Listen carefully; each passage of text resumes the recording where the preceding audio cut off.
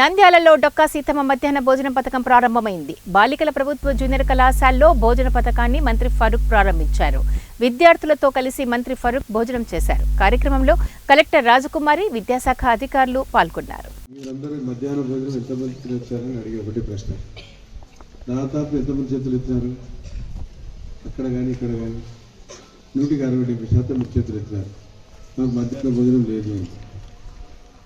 అదేవిధంగా గతంలో కూడా 2001లో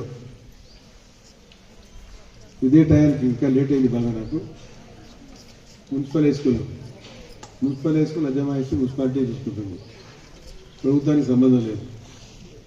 అయినా ఆ స్కూల్లో చదివే పిల్లలకు ప్రభుత్వం కేవలం జిల్లా పరిషత్ కానీ అదేవిధంగా తెలంగాణలో అన్ని పిల్లలు తెలంగాణలో ప్రభుత్వం అక్కడ ప్రభుత్వాన్ని స్వాధీనం చేసుకుంది కాబట్టి అక్కడ మున్సిపల్ స్కూల్స్ లేవు. ఇక్కడ ఆంధ్రాలో మనము బ్రిటిష్ కాలంలో బ్రిటిష్ వాళ్ళ చేతులు ఉన్నాయి కాబట్టి బ్రిటిష్ పరిపాలన కాబట్టి ఇక్కడ మున్సిపాలిటీస్ ఉన్నాయి. అందువల్ల మనకు ఆ మున్సిపల్ అడ్మాయిషి నా దగ్గర వినేది అక్కడ